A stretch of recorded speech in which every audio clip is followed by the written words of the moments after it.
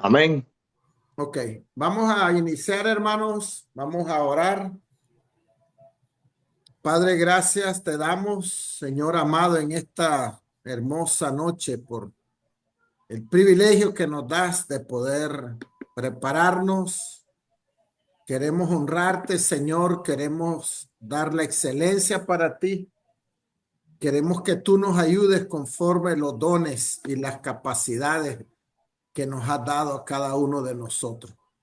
Te damos gracias, Padre, y te bendecimos en el nombre de nuestro Señor Jesús. Amén y amén.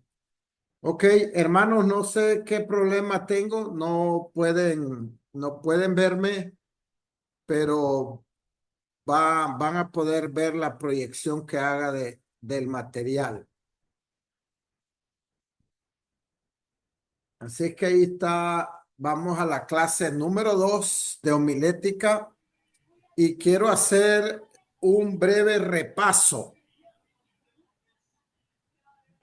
Ah, puse ahí, recuerden que para predicar necesitamos buscar a Dios en oración y necesitamos la homilética. Una persona que no le pide a Dios, que no busca a Dios, entonces no tiene la unción y solamente habla si se prepara bien en homilética. Ahora, si no busca a Dios ni estudia, pues entonces eso es terrible del todo.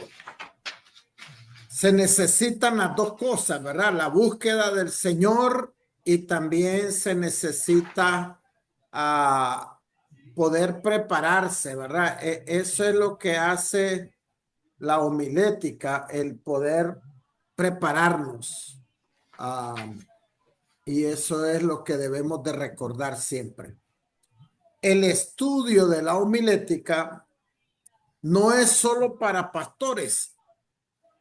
Todos deberíamos aprender homilética. ¿Y qué es homilética? Es el arte y la ciencia de preparar un sermón y poderlo predicar.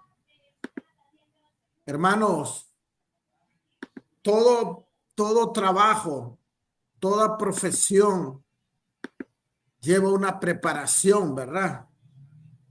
Si alguien es un basquetbolista, pues se prepara y todos los días, si alguien es un músico, ensayan y se preparan y estudian. Si nosotros vamos a dar un mensaje, no es posible que no nos preparemos. Ya dijimos que lo primero es buscar a Dios, pero también lo otro es prepararnos y eso es lo que nos ayuda la homilética. Entonces dice, el estudio de la homilética no es solo para pastores. Todos deberíamos aprender homilética porque en algún momento podemos enseñar o predicar, ya sea en la familia, en la célula, en la casa o en la iglesia, ¿verdad?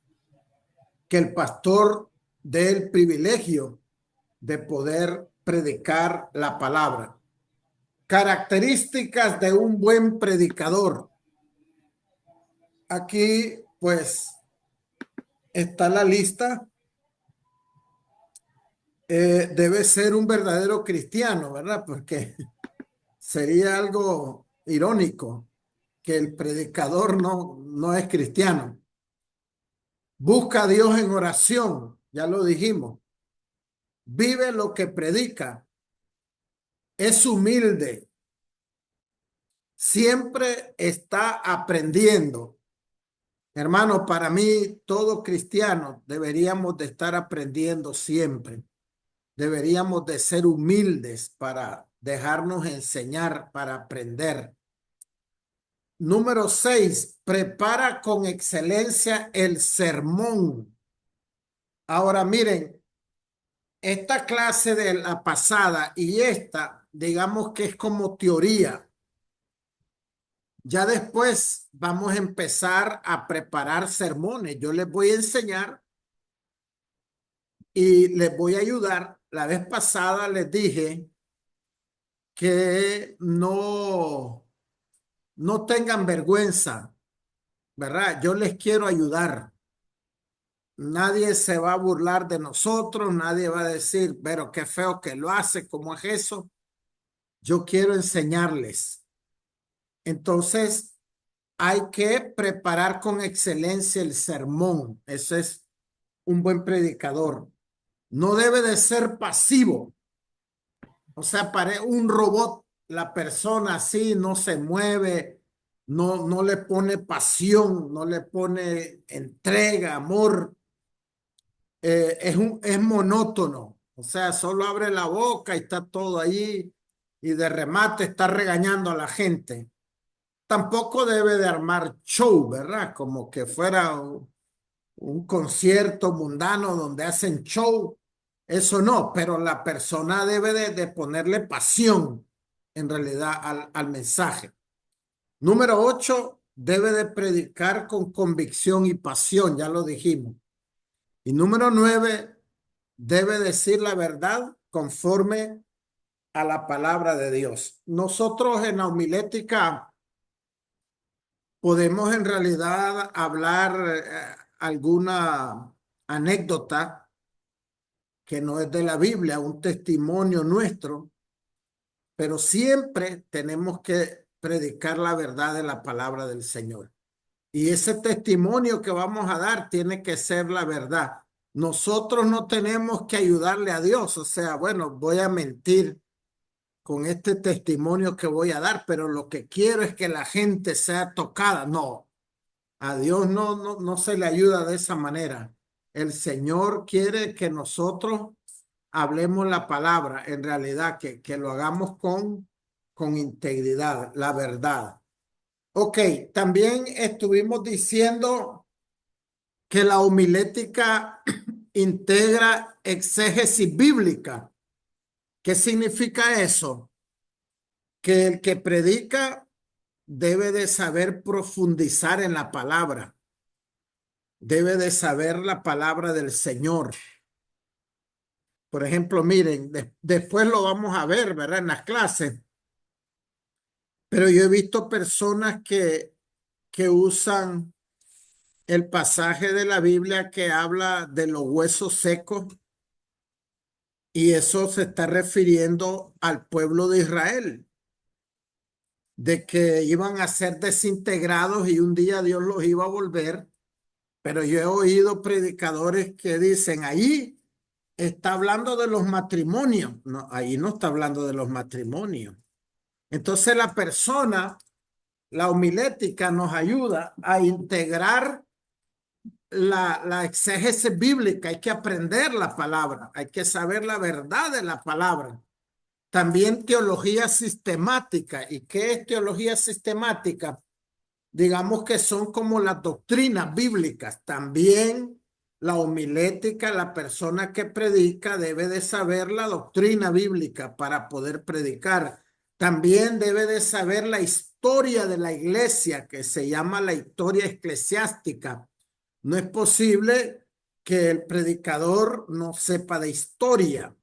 Y también debe de tener comprensión contextual. ¿Qué significa eso, hermano? Que cuando estamos hablando algo de los judíos, nosotros debemos de saber qué estaba pasando en ese tiempo. Porque si no, vamos a decir un disparate. Vamos a decir algo que no era. Entonces, el predicador, ahora, todo esto, hermano, hay que estudiar, ¿verdad? Porque si usted dice, wow, a mí me gusta cómo predica tal persona, es una persona que busca a Dios y una persona que estudia, que se prepara.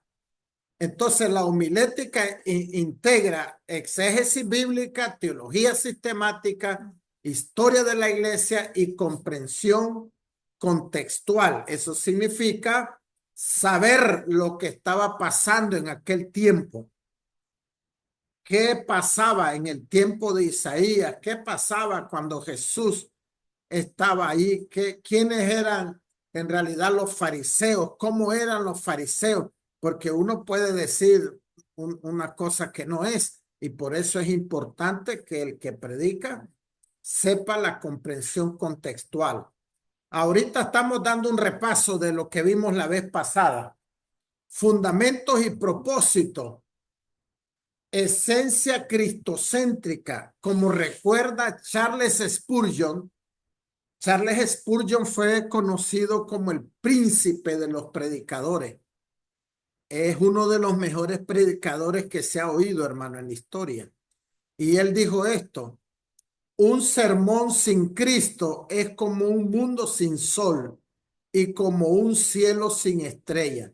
En realidad, la predicación debe de ser cristocéntrica, ¿verdad? Es de Cristo que estamos hablando, es de Dios que estamos hablando. Un puente entre mundos. El predicador es un puente entre dos mundos: el mundo de la Biblia, el contexto que se vivía, y el mundo contemporáneo.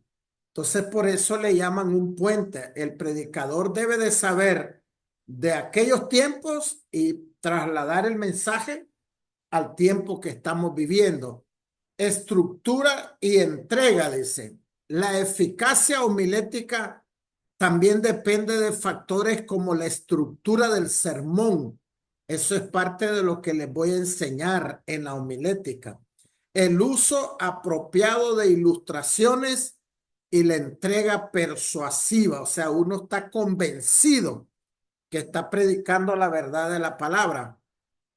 En la clase anterior, yo les dije a ustedes que cuando uno va a usar un testimonio o una ilustración, debe de hacerlo conforme el mensaje que está dando. Si yo estoy predicando de la santidad, la ilustración que voy a llevar, el testimonio que voy a llevar, tiene que ser de santidad. No voy a salir con otra cosa, ¿verdad? Eso es importante que nosotros sepamos. Yo he oído predicadores que están predicando un tema y en realidad salen con una historia, una anécdota que no tiene nada que ver con eso. Y la gente, como no sabe que es un buen predicador o una buena predicación, pues tal vez hasta aplauden y dicen qué tremendo. Pero una buena, en realidad un buen sermón tiene que ver que con lo que usemos es conforme al mensaje que estamos hablando. Fundamentos bíblicos de la predicación. La predicación no es un invento humano, hermano, sino un mandato divino con profundas raíces bíblicas. Desde el Antiguo Testamento, Dios ha utilizado mensajeros humanos para comunicar su voluntad, ¿verdad? Los profetas, Isaías, Jeremías, Ezequiel, fueron comisionados con el imperativo, así dice el Señor, transmitiendo fielmente el mensaje divino a pesar de la resistencia y rechazo. Cuando damos la clase de profetas, nos damos cuenta que la mayoría de ellos, hermanos, fueron rechazados, fueron ridiculizados. La gente se reía de ellos, pero ellos no dejaban de predicar la verdad de la palabra.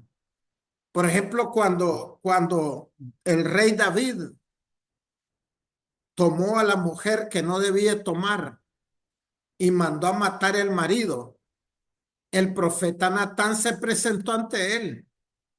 El profeta Natán sabía que cuando le dijera, él podía morir, porque David lo podía haber mandado a matar, pero a él no le importaba. Él le iba a dar el mensaje. Y el profeta Natán le dijo, mira, rey David, ¿qué va a creer usted? Le dijo, que un hombre que tenía un montón de ovejas le quitó la única, dijo, que otro hombre tenía. Y dice el rey David, ese hombre tiene que morir, dijo. Ese eres tú, le dijo. Eres tú. Le quitaste la mujer al hombre y lo mandaste a matar. Entonces, ¿qué estamos hablando? Que desde el Antiguo Testamento tenían que declarar la verdad. Ahora, el que predica debe declarar la verdad. Yo no estoy hablando que el que predica debe de ofender a la gente. Yo les dije la vez pasada que yo escuché un predicador que le decía a la gente, ustedes son como una cloaca, ustedes están podridos como la cloaca. Eso no es mensaje de la palabra, hermano.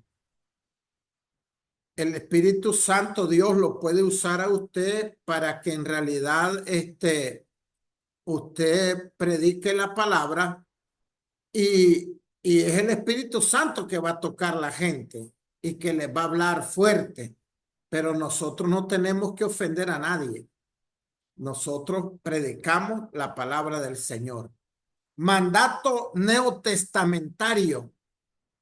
El ministerio de Jesús en el Nuevo Testamento, Jesús mismo ejemplifica y comisiona la predicación.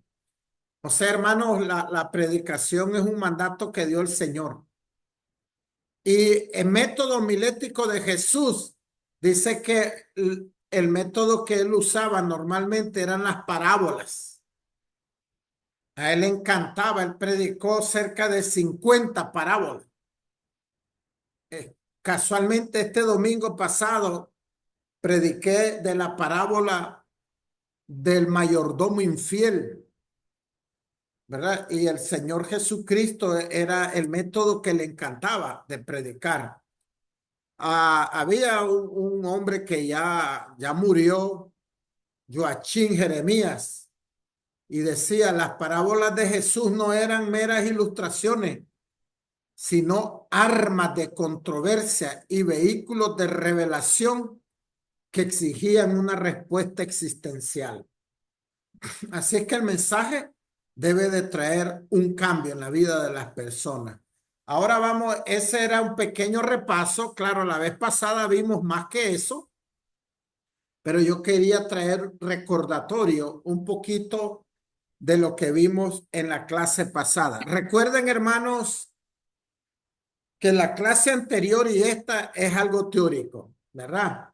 Ya después vamos a empezar a practicar. Yo les voy a enseñar cómo preparo los sermones y ustedes van a ir haciendo también y les va a gustar porque vale la pena saber hacerlo. Ok, dice Una, instrucciones pastorales. una pregunta, Pastor Dime, Frank. pastor. eh, es en relación de que hay muchos que no están muy de acuerdo en que se saquen anécdotas verdaderas o de la vida real, sino que dice que uno tiene que ser bastante cristocéntrico y sacar las anécdotas o los pasajes de la misma palabra.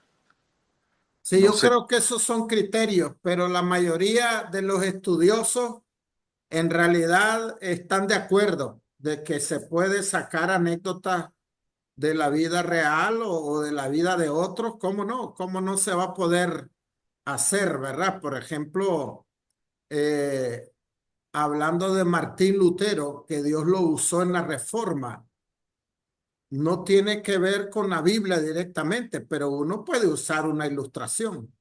Entonces hay Sí, algunos que tienen criterio de que si no lo sacas de la Biblia no es correcto, pero en realidad la mayoría de los estudiosos están de acuerdo que se puede sacar ilustración de la vida real de las personas o ilustraciones que tienen que ver con el mensaje.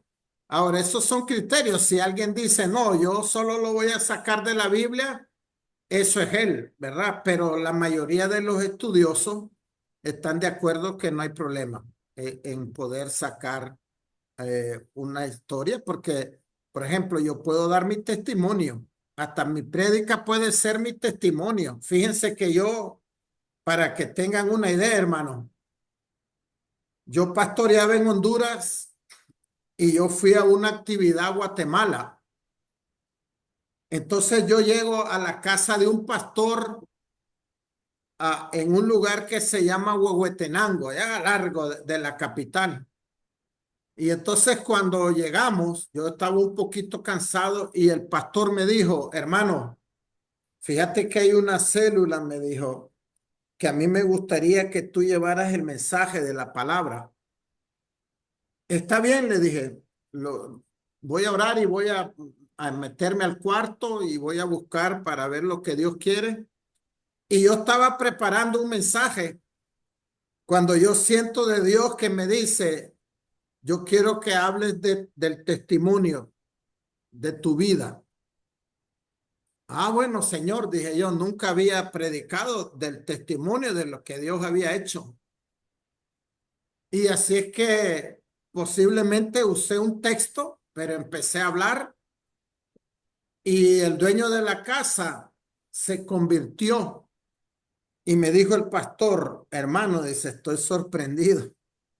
Tú sabes que ese hombre ya se lleva como 10 años oyendo la palabra y nunca se había convertido, me dijo. Y Dios te trajo a ti para que se convirtiera. Qué tremendo. Y fue a través del testimonio. Entonces, como a los 3 días el pastor me llama y me dice, hermano, viera lo que pasó. Me dice, ajá, no miras que el hombre que aceptó a Cristo murió, me dijo. Él era dueño de buses y se metió debajo de un bus. Mira, me dijo, en la misericordia de Dios, Dios te trajo para que contara tus testimonios. Y en realidad ese hombre conociera al Señor y se fue con él. Entonces, alguien podría decir, no es correcto que prediques tu testimonio. ¿Y por qué no? Si es lo que Dios ha hecho, ¿verdad? Entonces, en realidad hay criterios, pero la mayoría está de acuerdo que puedes usar anécdotas que tienen que ver pues con la vida real o con testimonio de otras personas. Pero hay algunos pues que no lo hacen. Ese es asunto de ellos. Ok, entonces dice instrucciones pastorales. Gracias, gracias. Ok, exhortación paulina. Las epístolas pastorales contienen directrices específicas. Pablo exhorta a Timoteo, predica la palabra, persiste en hacerlo, sea o no sea oportuno, y advierte sobre quienes teniendo comezón de oír, acumularán para sí maestros conforme a sus propias pasiones. Esa era la exhortación paulina. Y el carácter de la predicación dice, estas instrucciones apostólicas establecen no solo la importancia de la predicación, sino también su carácter. Debe de ser perseverante, persistente, o sea, el que predica debe de persistir en la palabra. Dice que debe ser oportuna, o sea, a tiempo y afuera de tiempo.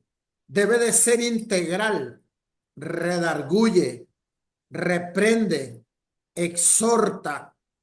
Todo eso debe de llevar y debe tener paciencia, con toda paciencia y doctrina. Y después dice la número 3, el objetivo final es equipar a los creyentes, ese es el propósito de la predicación, para que alcancen la madurez en Cristo. Claro, primero es que se conviertan y después que vayan creciendo, como dice la Biblia, a la estatura del varón perfecto, nuestro Señor Jesucristo. Y dice Efesios 4, 11, 13, y él mismo constituyó a unos apóstoles, a otros profetas, a otros evangelistas, a otros pastores y maestros, a fin de perfeccionar a los santos para la obra del ministerio. Cuando aquí habla de perfeccionar, ya saben que solo Dios es perfecto. Está hablando de madurez. Es llevar a la madurez a los santos, a los cristianos, para la obra del ministerio. Así es que el propósito final del mensaje es que la gente crezca, hermano, es que la gente dé fruto. Eso es lo que debemos de tener en mente, debemos de tener en cuenta que la gente debe de dar fruto. Características de la predicación bíblica. Ya dijimos que debe de ser cristocéntrica. Las escrituras dicen no solo ordenan predicar, sino que también definen las características esenciales de una predicación fiel. Debe ser cristocéntrica. Como Pablo enfatiza, me propuse no saber entre vosotros cosa alguna, sino a Jesucristo y a este crucificado. Así es que si el mensaje no es cristocéntrico, no estamos haciendo nada, digámoslo así. Es contextual. Además, la predicación bíblica debe ser contextual, reconociendo tanto el contexto original del texto como el contexto contemporáneo de los oyentes. Fíjense, hermanos, que, por ejemplo, miren, allá en el Pentateuco, creo que está en Deuteronomio, hay una asignación, un pasaje que dice que el hombre no vestirá la ropa de mujer y la mujer ropa de varón. Entonces, como la gente no sabe el contexto, dice, ahí está hablando que la mujer no use pantalones. Ahí no está hablando eso. En ese tiempo no existía el pantalón. Usted debe de investigar a partir de qué año empezaron a existir los pantalones. Pero usted no puede usar el pasaje que está en Deuteronomio para decir que ahí dice que la mujer no use pantalón. Entonces, la persona debe de saber el contexto del por qué se está escribiendo ese mensaje. Y, por ejemplo, ahorita ya les puse una tarea. Usted debería de ir al pasaje y debería de investigar, ¿verdad? A través de libros que nos explican y nos dicen cuál era el contexto, por qué en realidad se dice eso, por qué Moisés dijo. Entonces la gente dice, ahí dice que la mujer no use pantalón. Están perdidos porque es más, ni en el tiempo de Cristo usaban pantalones, hermano. Eran túnicas. Entonces hay que investigar cuándo comenzó el pantalón y qué está diciendo en realidad. Eso es saber el contexto, es importante, es necesario. Y dice que es transformadora. Estamos hablando de las características de la predicación bíblica. Debe ser cristocéntrica, debe ser contextual y debe ser transformadora. Dice, debe ser transformadora apuntando no solo a la transmisión de conocimiento, sino a la renovación de las vidas.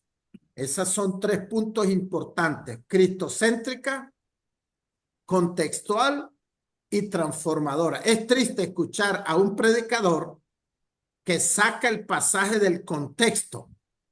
Es algo terrible, es aberrante, no es bíblico en realidad. Por eso es que es importante estudiar, saber, ¿verdad? Como un ejemplo les puse nada más ese caso de Moisés, donde dice eso y la persona lo saca del contexto y uno dice, uy, uy, uy, qué barbaridad lo que está diciendo por no saber el contexto. ¿Por qué se dijo eso?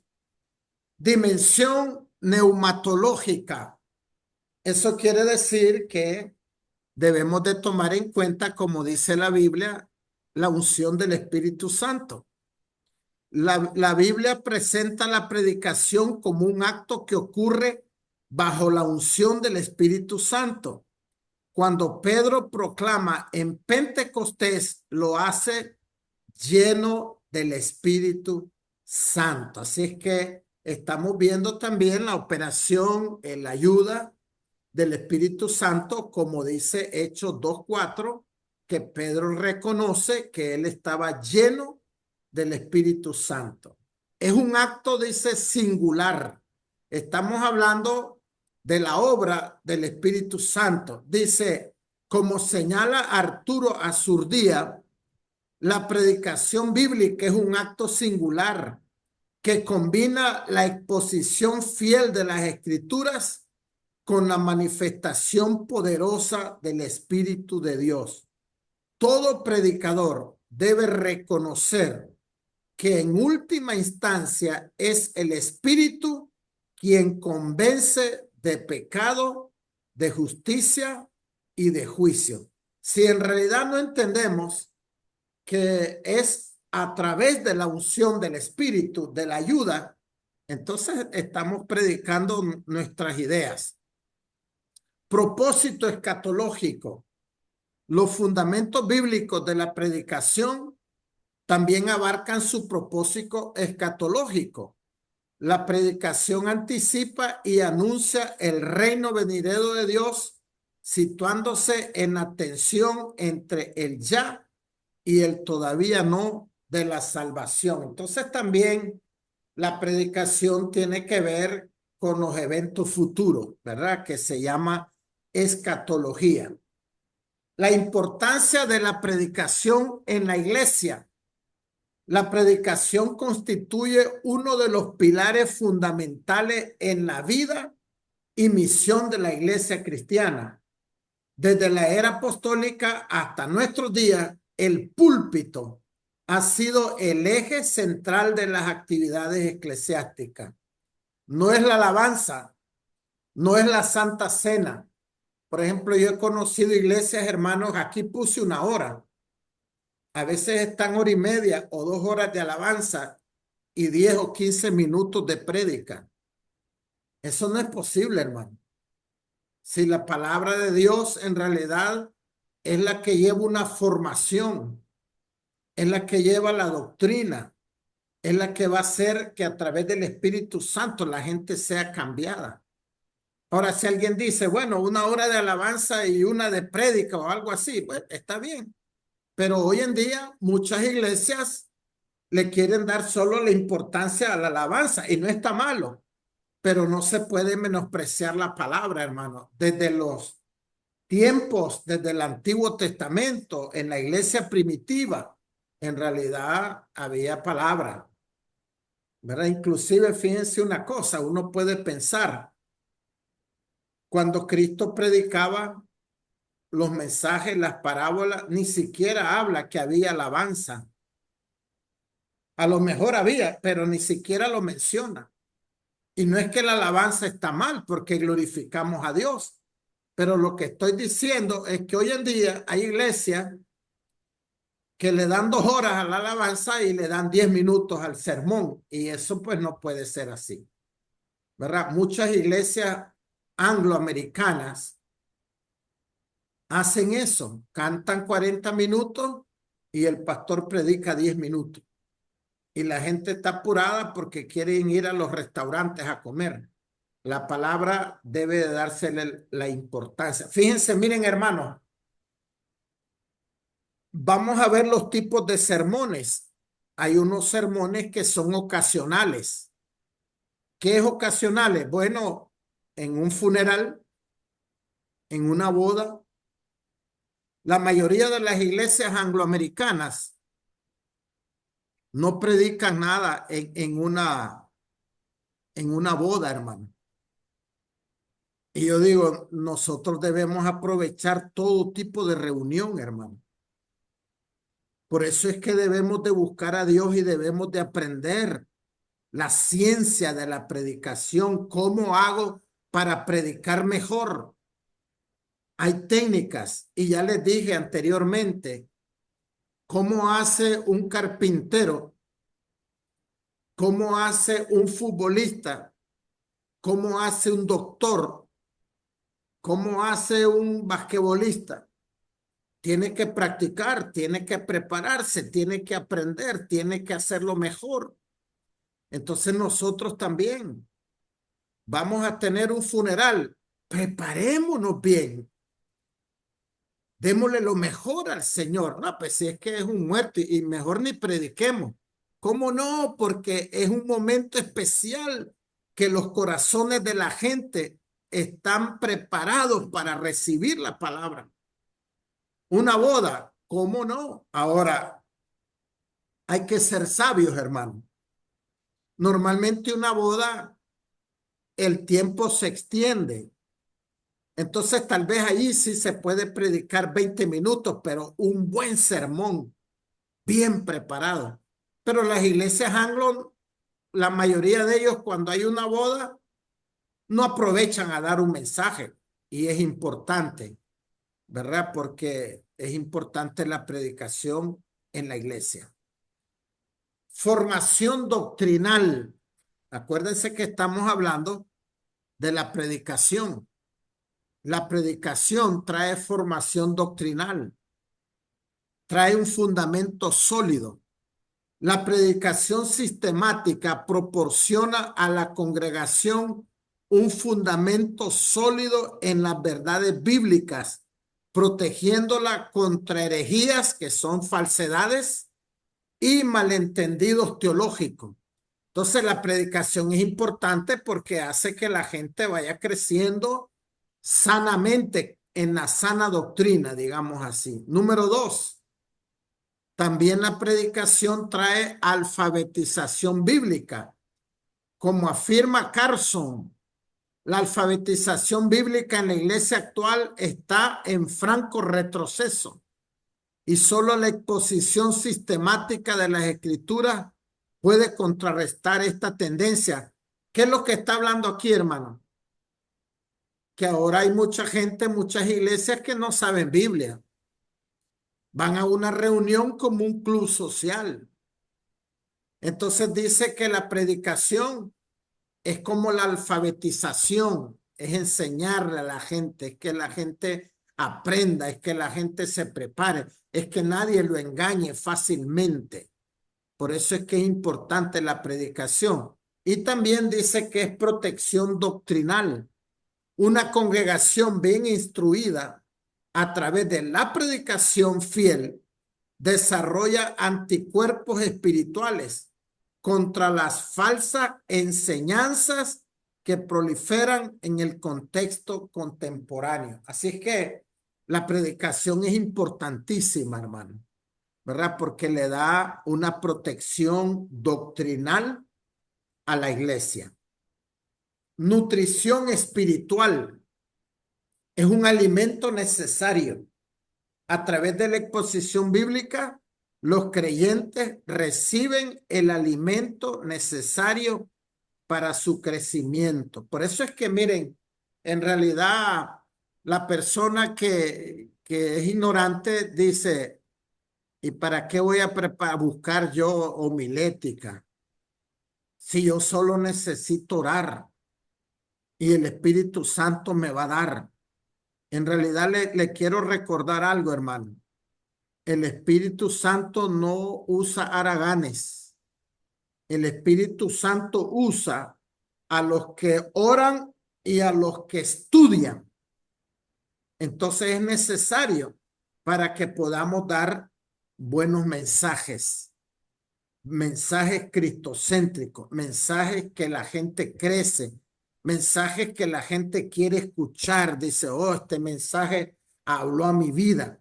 Y eso es parte de la preparación. Primero buscar a Dios y después prepararse a través de la ciencia que es la homilética, ¿verdad? Que nos enseña cómo lo vamos haciendo. Ministerio pastoral. Charles Spurgeon, en discurso a mis estudiantes, afirmaba que el ministerio de la palabra debe alimentar al rebaño de Dios con alimento nutritivo y sustancioso, no con bagatelas y trivialidades. Crecimiento progresivo. La nutrición espiritual a través de la predicación sistemática permite un desarrollo progresivo en la fe, desde la leche espiritual para los nuevos creyentes hasta el alimento sólido para los maduros. O sea, en realidad, hermanos, la predicación es uno de los alimentos espirituales que más necesita la iglesia, ¿verdad? Es tan importante porque la Biblia dice que la fe viene por oír la palabra de Dios. Así que por eso es que es importante. Y nosotros que nos estamos preparando, que queremos ser efectivos, entonces debemos de de prepararnos. O sea, alguien dice, mire, ¿y usted cómo hace para en las prédicas sacar de todo? Saca historia, saca esto. Y yo le digo, ¿cómo cree? Estudiando, preparándose. O sea, yo en realidad yo sé que hay millones de predicadores mejores que yo, pero yo me preparo, hermano. Yo investigo, yo estudio. Y entonces Dios me va a usar conforme a la búsqueda que tengo con Él y a la preparación que tengo con Él en su palabra. Pero si nosotros no nos preparamos, entonces, ¿qué vamos a esperar? La gente puede decir, no, yo ni lo quiero escuchar a él, si siempre está ahí con lo mismo. No enseña nada, porque si no nos preparamos, si no estudiamos, entonces no tenemos nada que enseñar, siempre lo mismo. Bueno, fíjense, por ejemplo, hay algunos predicadores que usan lo que se conoce como muletilla. ¿Y qué es una muletilla? Como no están preparados y están pensando qué van a decir, después de que dicen algo, dice, amén, hermano. Gloria a Dios, hermanos. Hermanos, miren, hermanos, porque está pensando qué va a decir y esa es muestra de que no está preparado, de que no ha buscado a Dios, de que no ha estudiado y eso pues no es correcto. Renovación eclesial, la reforma protestante. Por ejemplo, yo no sé si todos los que estamos aquí sabemos qué es la reforma protestante. Y alguien puede decir, es que a mí no me interesa eso porque no está en la Biblia. Esa es una gran ignorancia, hermano. Porque en realidad Dios usó a un hombre y a varios para que la Biblia llegara a nuestras manos. Si no, no conociéramos la Biblia, no tuviésemos una Biblia. Y Dios usó la reforma. Y si usted no sabe qué es la reforma, debería de estudiar. ¿Qué es la reforma protestante? ¿Cuáles son los logros de la reforma protestante? Entonces dice aquí, históricamente, los grandes avivamientos y reformas eclesiásticas han estado vinculados a un resurgimiento de la predicación bíblica. Miren, yo no sé si ustedes han estudiado los avivamientos bíblicos, los avivamientos de la iglesia, pero siempre hay dos principios, la prédica y la oración.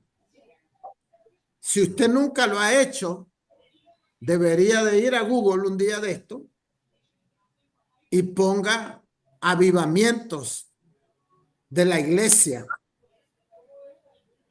Eso no lo va a encontrar en la Biblia, porque en la Biblia pues ya está desde Pentecostés y cómo la iglesia crecía.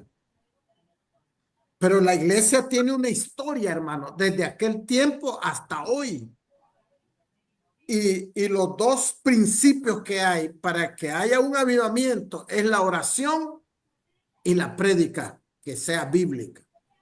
Dice, desde la reforma protestante hasta los movimientos actuales, la proclamación fiel de la palabra ha sido catalizadora de renovación espiritual. Grandes avivamientos, dice el historiador Mark Noll, en momentos decisivos del cristianismo evangélico, documenta cómo cada periodo de renovación eclesial significativa ha coincidido con un retorno a la predicación expositiva de las Escrituras. Vamos a estudiar más adelante qué es la predicación expositiva. Hay varios estilos de predicación. Entonces, este historiador dice que algunos avivamientos han tenido que ver con la predicación expositiva y movimientos contemporáneos.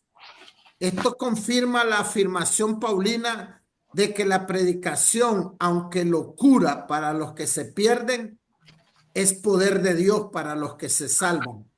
Los movimientos de renovación actuales siguen demostrando esta realidad. O sea, hermanos, desde el comienzo le dije que necesitamos dos cosas, la oración y la prédica. Y para que podamos en realidad hacer una buena prédica, además de la oración, necesitamos prepararnos en la homilética, que nos da la ayuda, los pasos para que nosotros podamos hacer un buen sermón. Relevancia contemporánea, ancla de estabilidad en el contexto de ahora contemporáneo, marcado por la fragmentación de la atención. O sea, la gente ya no pone atención, hermano. Mucha gente hasta está en sus celulares. Dice, el contexto contemporáneo marcado por la fragmentación de la atención y la multiplicidad de voces, la predicación asume una relevancia renovada. Hermano, ¿qué van a querer estar los jóvenes en una iglesia donde está predicando un hombre o una mujer que con costo mueve los labios, que ni siquiera se prepara, que no busca a Dios? ¿Qué van a querer los jóvenes estar escuchando eso? Bueno, ni los viejos ni los mayores, pero no digamos jóvenes. Y la verdad es que una buena predicación trae una estabilidad en la vida de las personas. Marco interpretativo. La predicación bíblica proporciona un marco interpretativo coherente para la experiencia humana, permitiendo a los creyentes comprender su realidad a la luz de la narrativa redentora de Dios, en contraste con las narrativas fragmentadas de la cultura contemporánea. Así es que la predicación es tan importante, más en estos días que vivimos, ¿verdad? Es tan importante que lo podamos hacer. Por ejemplo, los predicadores de hoy en día deberíamos de saber predicar. Podemos usar Zoom, debemos de saber. Debemos de saber usar el Facebook, usar el YouTube, poder predicar en realidad el mensaje de la palabra del Señor. Le voy a decir algo, que algunos dicen cosas por ignorancia. Hay algunos que dicen, yo no leo la Biblia en una tableta o en una computadora, porque la original de la Biblia es el papel. ¿Y quién le dijo a usted que la Biblia en papel es la original? ¿Quién le dijo? No sabe de historia, no sabe del contexto. La Biblia no fue escrita en papel, hermano. La Biblia fue escrita en arcilla, fue escrita en pieles de ovejas, de animales. Fue escrita en realidad con raíces, con plantas. Entonces ahora ustedes imagínense que si alguien sabía de eso y cuando fue inventada la imprenta con Gutenberg, ahí se imprimió la Biblia. Eso fue un cambio. Alguien ha de haber dicho, no, yo este papel no lo acepto porque esto no es original. Y ahora alguien dice, no, yo no puedo leer la Biblia en una tableta porque es pecado. Debe ser quien dice que es pecado. El papel no es lo original, hermano. Entonces nosotros en realidad lo que necesitamos es saber la palabra. Ahora, ¿es malo usar la Biblia en papel? No, la tenemos y la usamos, pero no es malo leer en una tableta. ¿Quién dice que es malo? Una vez más le vuelvo a decir, por ignorancia decimos que lo original es en papel.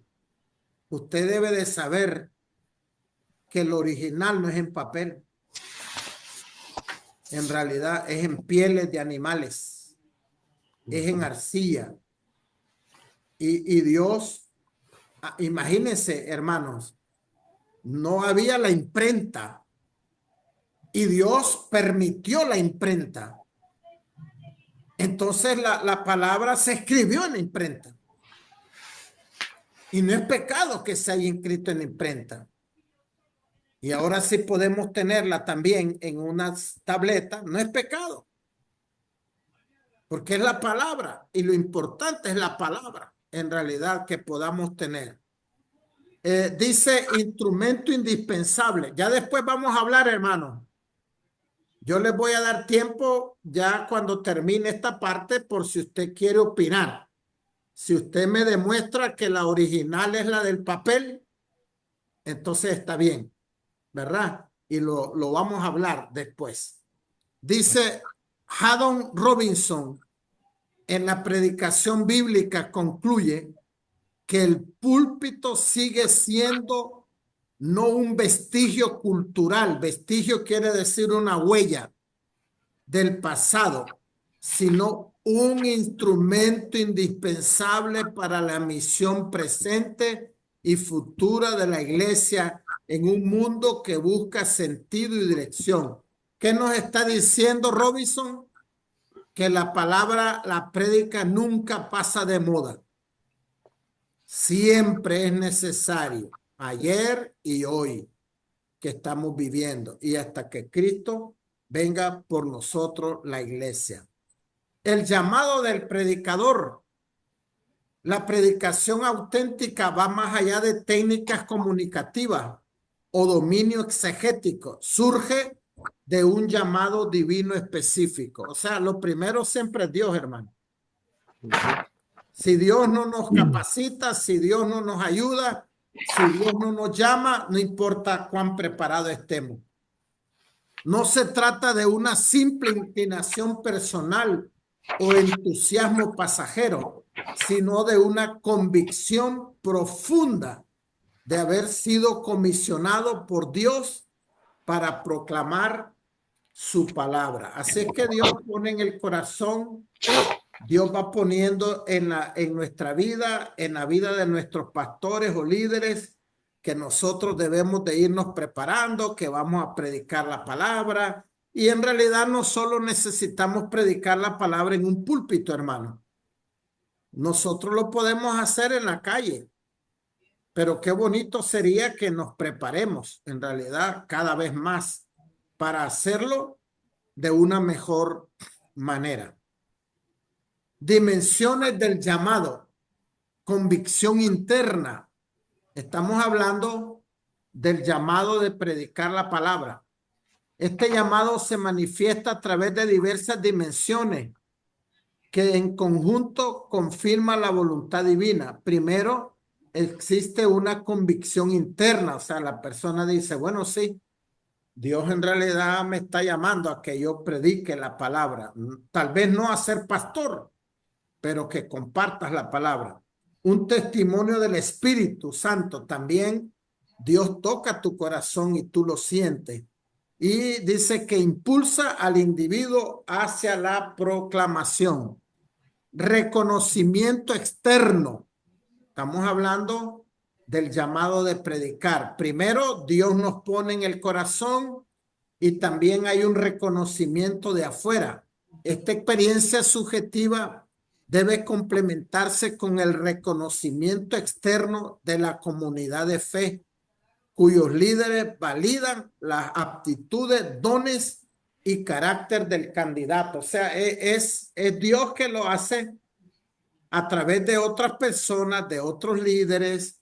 El pastor le dice, hermano, usted por favor va a compartir algo de la palabra. 5 minutos, 10 minutos. Y ese pues un reconocimiento externo. Y fruto ministerial. Finalmente, el llamado genuino se evidencia en el fruto ministerial. Vidas transformadas, crecimiento espiritual en los oyentes y edificación de la iglesia. O sea, aquel que ha sido llamado por Dios, Dios lo respalda, él se prepara, él ora, él estudia y se ven los frutos de lo que Dios lo está usando. Y aquí, hermanos, dice cualificación bíblica.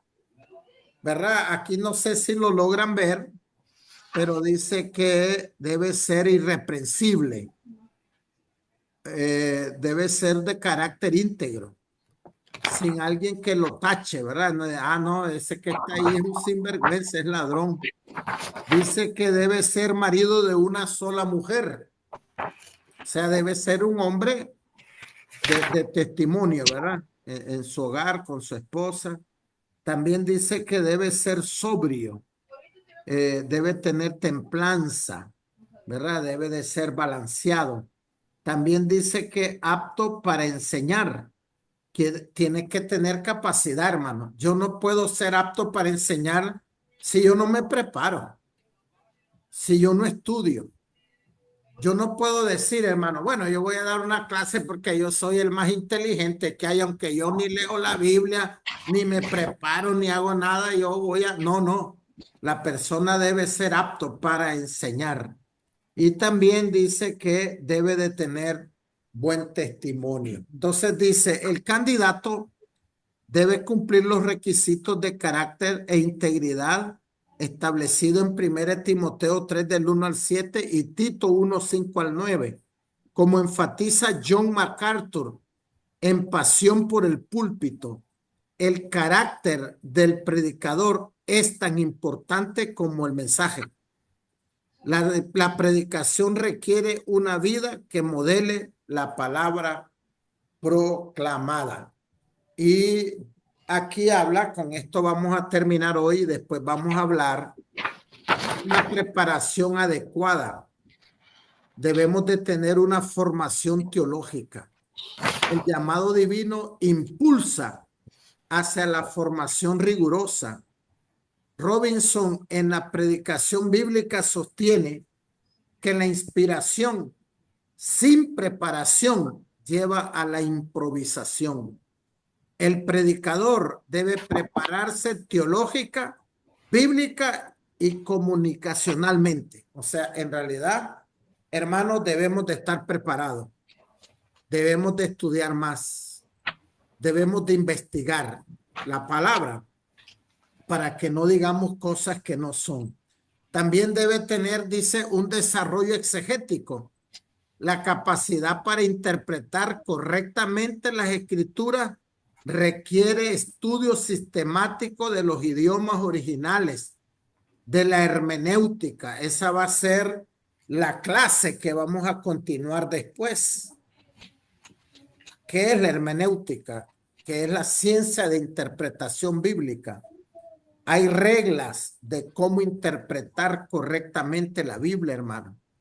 Entonces es importante que el predicador sepa de hermenéutica, de la historia, del contexto cultural bíblico, evitando tanto el academicismo estéril como el antiintelectualismo. O sea, en realidad cuando nos preparamos, hermanos, ya les dije y vuelvo a repetir, necesitamos primero buscar a Dios en oración. Necesitamos acercarnos a Dios, pero también necesitamos prepararnos, hermano. Prepararnos, investigar, buscar, porque eso es lo que Dios demanda de nosotros. Habilidades comunicativas, el desarrollo de competencias retóricas, narrativas y persuasivas complementa la formación teológica, reconociendo que el contenido más profundo pierde efectividad si no puede ser comunicado con claridad y relevancia. O sea, hermanos, en la homilética pues aprendemos, ¿verdad? Por ejemplo, la vez pasada dije que cuando estemos predicando, cuando estemos hablando, no debemos de meternos las manos a la bolsa. No es correcto. Entonces, eso es parte de saber comunicar, ¿verdad? Cómo movernos, cómo mover las manos. Todo eso es parte de la importancia de poder dar la palabra. Madurez espiritual.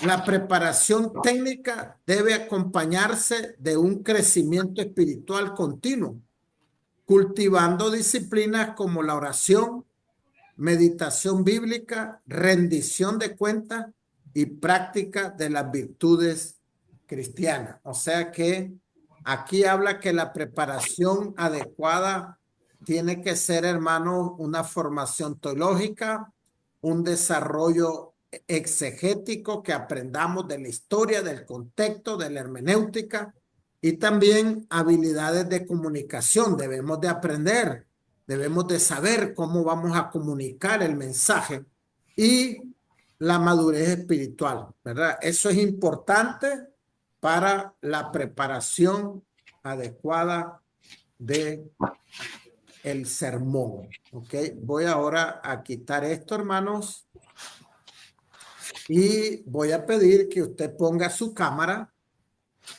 Yo ahorita estoy teniendo problemas, no me pueden ver, ¿verdad? Pero no quise, medio trasteé un poco a ver si lo componía y no quise, pero aquí estoy.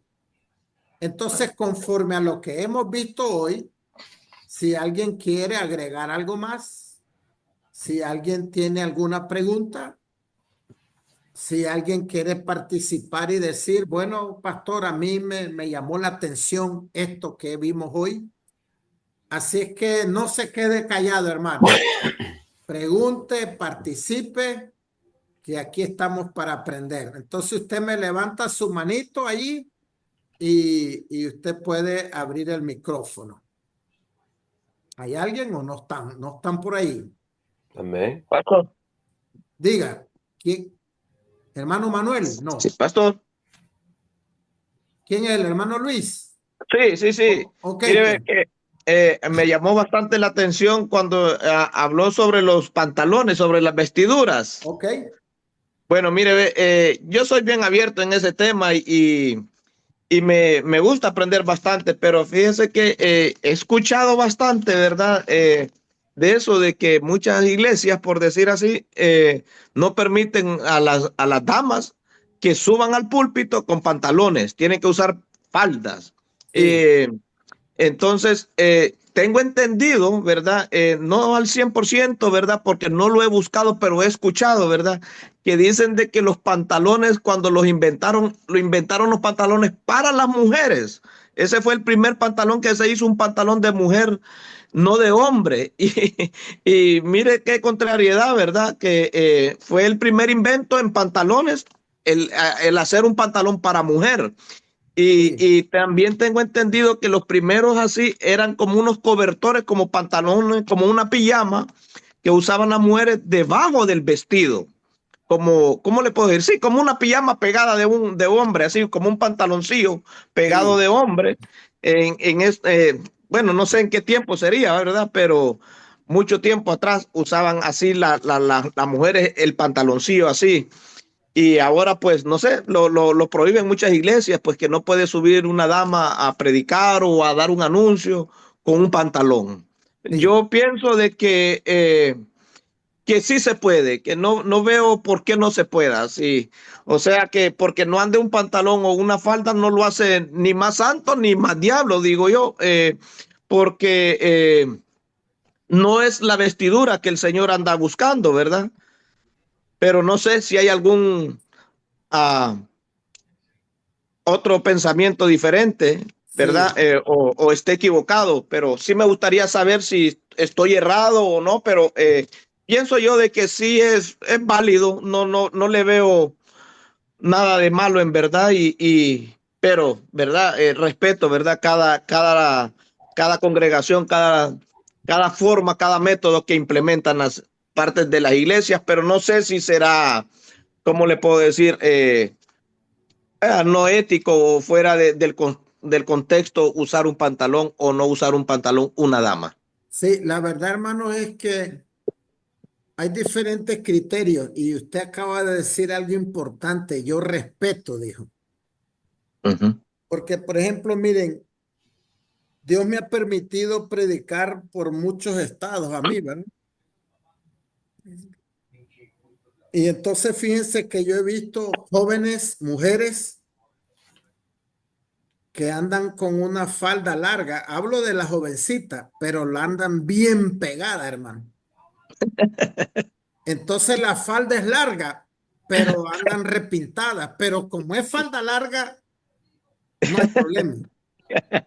Entonces yo digo, bueno, para ver esa muchacha así, mejor prefiero ver un pantalón decente que no esté repintando nada. Un ejemplo, ¿verdad? Correcto, Pero es correcto. importante el respeto. Pero en realidad, hermano, cuando yo hablé de lo que dice allá con Moisés, solo era para decirle cómo se saca algo de un contexto. Exacto. Ok. O sea, si en el Nuevo Testamento hay algo que prohíbe que la mujer use pantalón, esa es otra cosa. Pero yo estoy hablando que cuando Moisés dice eso, ni existían los pantalones. Así es. Ujú. Entonces la gente está diciendo cosas que no es verdad. Por eso es importante saber el contexto. Esa era Ujú. más que todo lo que quería enseñar, no debatir que si la mujer debe usar pantalón o no, Ujú. sino que quería enseñar en realidad cómo se saca algo del contexto. Ah, ok. En otras palabras, no puede usar alguien el pasaje de Moisés para decir que la mujer no use pantalón. Si hay otro pasaje en la Biblia es otra cosa, pero ese no es para eso. Así es. Esa era parte de lo que quería. Ahora, aquí tenemos abiertos los micrófonos, ¿verdad? Tal vez hay hermanos que piensan diferentes y pueden participar. Así es que, hermanos, no sé si mi hermano Manuel va a participar en algo de lo que hemos visto. Oh, no, no, pastor, me queda claro lo que estamos aprendiendo y que ya en esos temas, pues ya puedo pensar de que usted dijo algo bien especial, de que hay que ver el contexto para poderse entender esos temas, ¿verdad? Con el caso de que estamos hablando ahorita, estamos oyendo acá de lo que es del pantalón. Y mucho he oído yo de eso, pero es falta de, diría yo, no sé, quizás de ver el contexto de lo que dice el tema, Sí, ¿verdad? amén. Amén.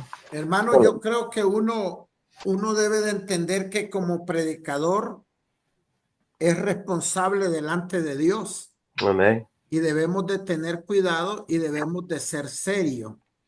Yo, por ejemplo, escuché a un predicador que dijo, y la gente estaba asustada, sorprendida, admirada.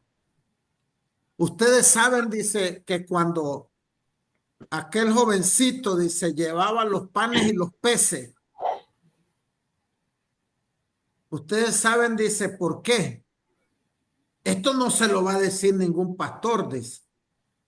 La mamá de él tenía una pulpería y la gente asustada. ¡Wow!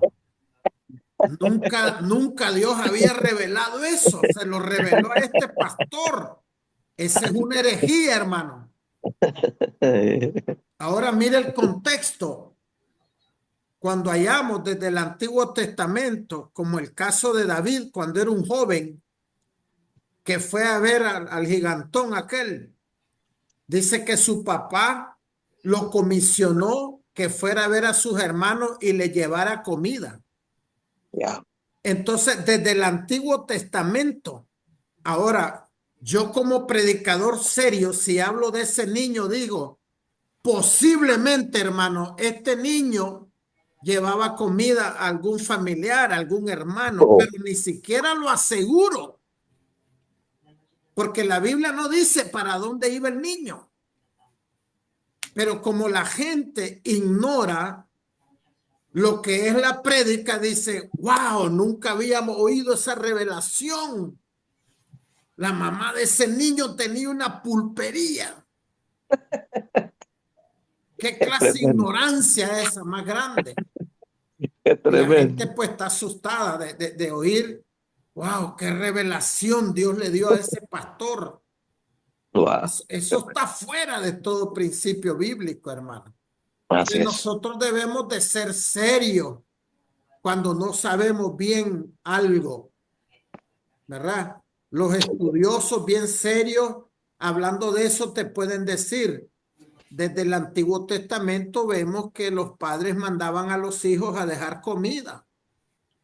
Y a lo mejor ese niño iba para allá a algún lugar, pero tampoco se puede asegurar. Eso es parte de lo que nosotros aprendemos en hermenéutica y en la homilética, para que tengamos mucho cuidado, hermano, mucho cuidado. Ahora, uno puede aplicar algo. ¿Se acuerdan que le hablé de los huesos secos?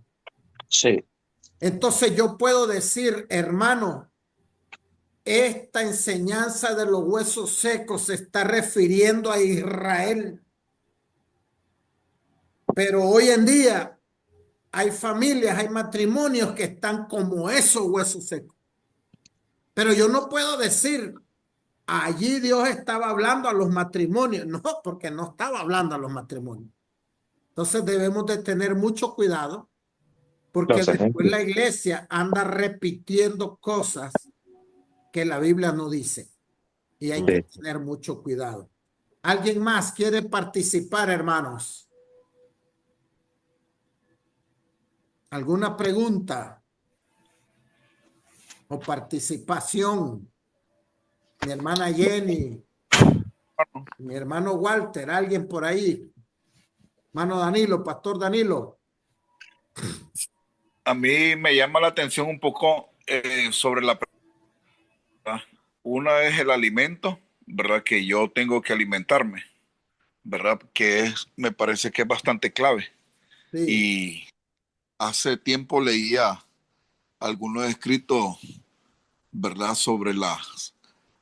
Y hay muchos métodos de estudio bíblico, ¿verdad? Entonces que más o menos concuerdan con los tipos de acciones, ¿verdad? Pero así como hay muchos métodos, ¿verdad? A veces uno tiene que tener como el cuidado de cuánto tiempo debería de, de estar, ¿verdad? En la palabra, meditando o en la oración, igual pasa, ¿verdad? Porque no sé si a veces este, eso dependiendo de la disposición del tiempo de uno, sí, ¿verdad? Pero la realidad que miraba igual con los tipos de mensajes, ¿verdad? Con los tipos de predicaciones, sí, ¿verdad? Así como hay métodos bíblicos biográficos, también hay predicaciones biográficas. Entonces me parece que concuerda las dos cosas. sí, Y entonces, y ahí está la clave de saber, pues, qué tipo de lectura tengo que utilizar. correcto. Esa es parte de lo que vamos aprendiendo y lo vamos a ir practicando, ¿verdad? Sí, ¿Cómo vamos preparando un sermón desde el inicio, desde la introducción, ¿verdad? Este, hasta el final, hasta sí, que haya un llamado, hasta que haya una aplicación del sermón en la vida de las personas. Los mensajes que hacía la iglesia primitiva eran convincentes, hermano. La gente decía, ¿y entonces qué hacemos? ¿Qué debemos hacer? Porque ellos eran apasionados, eran convincentes y el Espíritu Santo pues tocaba el corazón de las personas. Pero sí, hay que prepararse, ¿verdad? Y esa es parte de lo que vamos a ir haciendo. Ya en la próxima empezamos a ver tipos de sermones y vamos a ir desarrollando cada uno y después ustedes van a hacer también, lo van a presentar y no tenga miedo, no y por tenga vergüenza, no tenga pena porque vamos a aprender. Aquí nadie se va a reír de nadie, estamos aprendiendo todos Amén. y lo vamos a ir pues desarrollando. Gracias, pastor. ¿Algo más? ¿Alguna pregunta? Hermana Jenny, tiene el micrófono apagado, hermana. por otra parte también es en cuanto a la oración, porque Sí, uno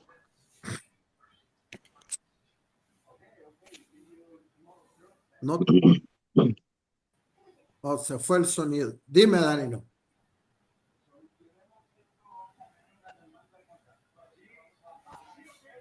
Se fue el internet. Por otro lado, miraba en cuanto a la oración, porque uno tal vez, por otro lado, tiene que pedir también que sea ungido para que la palabra pueda ser sembrada en buena tierra y que el Espíritu Santo pueda, ¿verdad? Eh, respaldarlo a la hora de predicar, Así ¿verdad? es. Pero a veces como uno se pierde un poco con los tiempos, ¿verdad? Que está disponiendo en la predicación. Sí. Bueno, en realidad, hablando de la predicación, pues todo eso vamos a hablar del tiempo, ¿verdad? Y debemos de ser sabios. Miren, hermano, yo normalmente predico 1 hora, pero yo le he pedido al Señor que me ayude y a veces a los 40 minutos yo siento que allí ya debo de hacer la conclusión.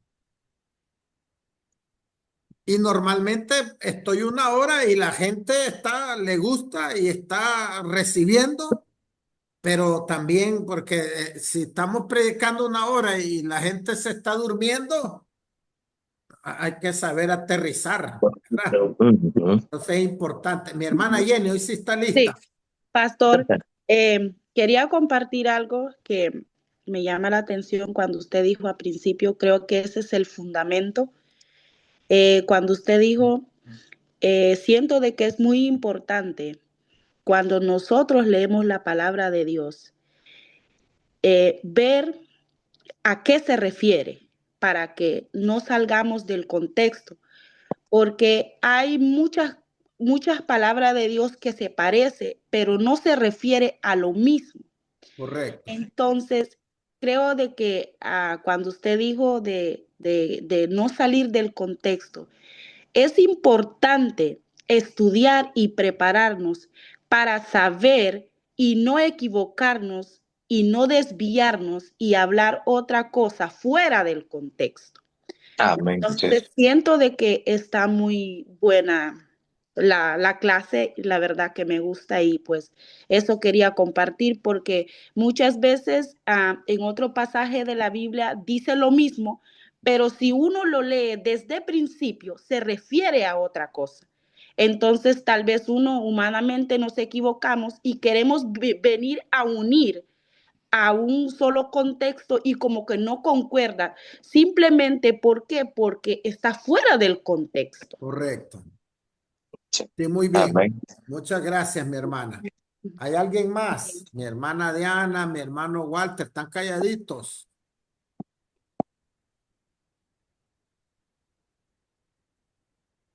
No sé si está ahí, hermana Diana, tiene el micrófono apagado, si quiere, hoy sí. Sí, aquí estamos. Pues nosotros solo estamos escuchando. Ok, está bien. Estamos aprendiendo, ¿verdad? Sí, estamos aprendiendo, así es. Muy Aprendiendo. bien. Es Como importante. Ahora, hermanos, miren, yo voy a tratar, hoy es lunes, voy a tratar de ver si de aquí el miércoles yo voy a subir los 2 videos. Este se está grabando y voy a subir los 2 videos para que si alguien quiere dar un repasito, lo puede ver, ¿verdad? Hoy lo mandé, pero hay problema y ya más o menos creo cuál es el problema y voy a ver si de aquí al miércoles ya están para que puedan verlo y les pueda servir. ¿Alguien más o ya no hay más? No se quede con ganas de preguntar, de ampliar, o si no está de acuerdo con algo, pues reclámele a Dios, no me reclame a mí. Pastor, Diga, yo hermano. quería compartir algo más. Diga. Fue a principio cuando el hermano Valdés se refería a la ropa. Sí, Claro que no estamos en eso, pero yo quisiera dar mi pequeño testimonio. Siento que la ropa, él se refería al pantalón, pero yo creo que nosotros y nosotras, las mujeres de Dios, cuando ya vamos creciendo, el Espíritu de Dios trata con nosotros en nuestra ropa. En lo particular, a mí me encantaba mucho el pantalón. Entre más apretado, mucho mejor era para mí. Pero a medida que yo fui conociendo a Cristo, el Espíritu de Dios me hablaba a mí, me redarguía y había cosas que yo tenía que ir dejando. Y el pantalón lo dejé. Sí uso pantalón, no le voy a decir que no, pero decentemente. Tiene que ver mucho el tipo de pantalón que nosotros podemos usar, ¿verdad? Porque no podemos ir con un pantalón todo apretadito sabiendo de que en la iglesia hay hombres que todavía no han crecido espiritualmente. Y dice la palabra de Dios que nuestros ojos son débiles, que es lo que uno ve. Entonces, como siervas de Dios, pienso de que hay que cuidar nuestra forma de vestir, no usar vulgarmente o indecentemente o indecorosamente. Entonces, siento de que tiene que ver mucho con el tipo de ropa que nosotros podemos usar. Amén, hermana. Yo creo que es muy acertada su participación, con mucha sabiduría. Eso es lo importante, lo que Dios va poniendo en nuestras vidas, ¿verdad? Porque también a veces hay hombres que andan usando pantalones bien apretados y no debería ser así, ¿verdad? Debemos de vestirnos decentemente, como usted dijo. Entonces eso es importante que nosotros entendamos. ¿Hay alguien más que quiere participar? Acuérdense que si Dios permite, el próximo lunes vamos a meternos ya a un sermón. Y ya vamos a ir viendo cómo se hace un sermón temático, textual, expositivo, y vamos a ir practicando. Ya vamos a irnos metiendo en el terreno. Amén. Ok, ¿no hay nadie más, hermanos, que quiera participar en algo? Estamos bien, pastor. Ok, vamos a orar entonces. Ayúdenme a orar. Démosle Sí. gracias a nuestro Dios Padre. Te damos gracias en esta hermosa noche que hemos compartido, Señor, de las enseñanzas. Te pedimos que nos ayudes.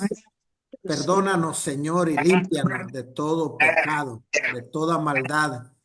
Y prepáranos, Señor, que seamos enseñables, Padre, especialmente por tu Santo Espíritu, que seamos humildes. Ayúdale, Señor, a cada uno de mis hermanos, de tus siervos. Ayúdales, Padre, porque tú le vas a usar a cada uno de ellos en la palabra, en la predicación, y que estén dispuestos a aprender, Padre, de ti.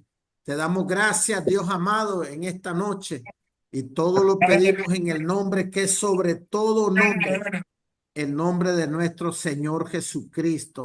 Amén. Y amén. Amén. Buenas noches, hermanos. Buenas noches, pastor. Que Dios les Feliz bendiga a noche, cada feliz uno. noche, bendiciones. Bendiciones. Nos vemos el lunes. No se me pierdan. Bueno, Amén. feliz noche, bendiciones. Ok. Bendiciones.